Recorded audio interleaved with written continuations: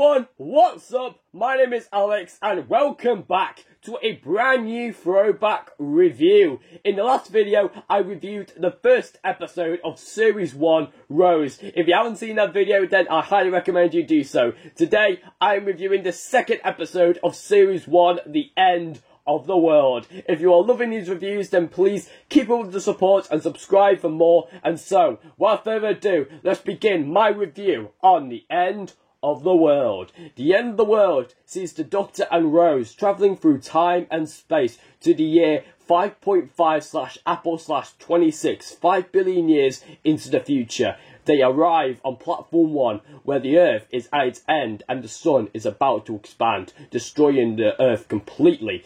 Aliens from different parts of the universe gather to witness the destruction of Earth. However, something is wrong. One of the guests is trying to commit sabotage on Platform 1, and by doing so, they are trying to commit murder on other aliens and escape without being caught. Now, looking back on this episode, I kind of feel sorry for it, because this one seems to get a lot more criticism than any other New Who episode. It's one of those episodes which just fills you with boredom and nobody actually appreciates this episode. For me, I really like it. I find it very entertaining. It's such a light-hearted story which provides so much nostalgia. I can understand where some of the criticism is coming from. After all, it isn't really a murder mystery when you've got a pretty good idea of who the actual culprit is. Although, according to Russell T Davies in the shooting scripts, it's not a whodunit, it's more of a I hope it's her.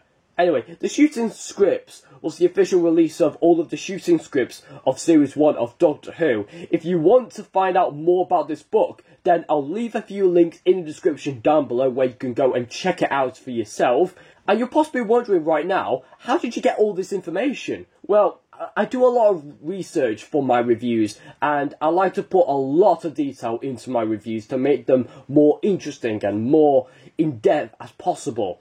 I can see what this episode tried to do.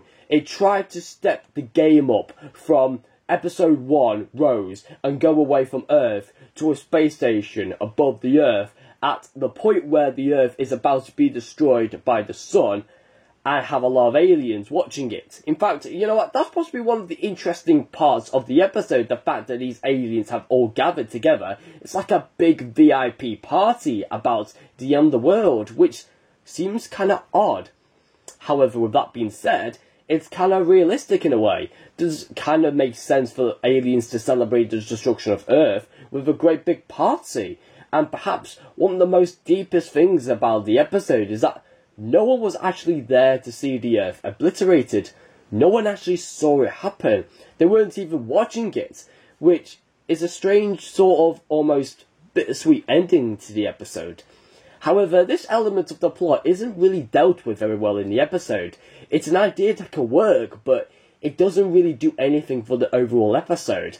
This is the problem that I have with this episode. There are so many ambitious ideas that can make an amazing episode.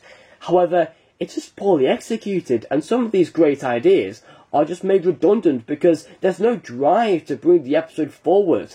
I'm not saying that I hate this episode, I like it.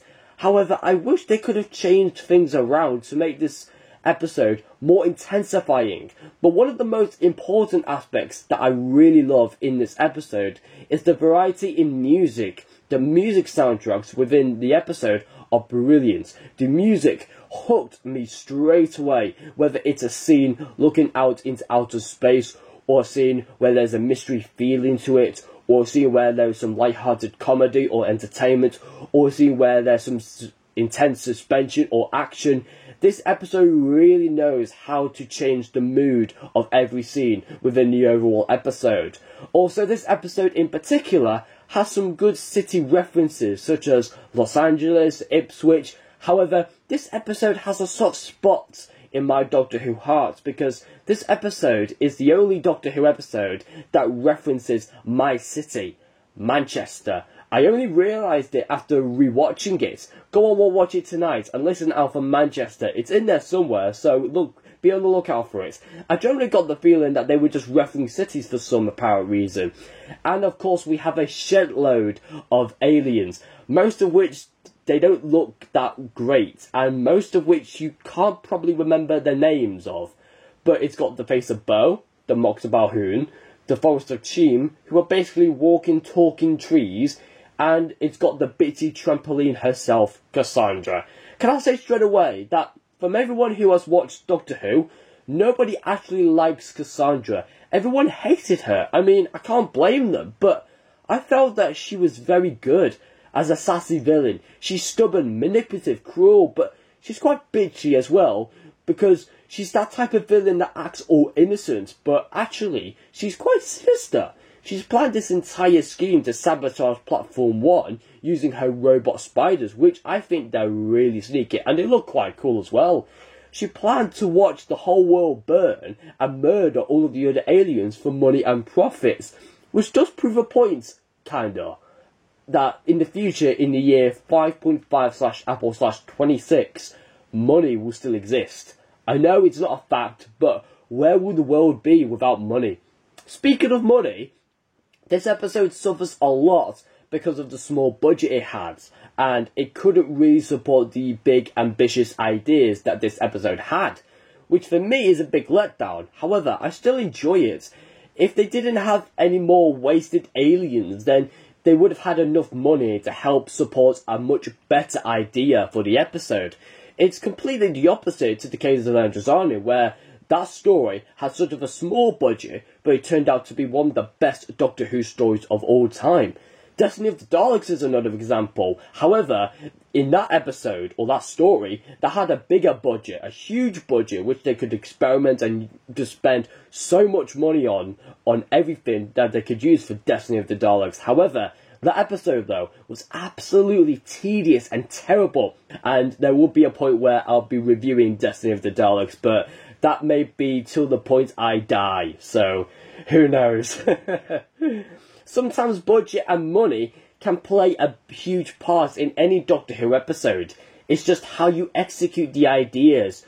But one of the things that they spent well on was the CGI and the graphic effects of the Sun and the Earth suspended in space. It looks really good, and plus it makes the episode more interesting that way. Because Rose had just stepped on board the TARDIS, and the Doctor brought her to where it all ends, and she can't believe it.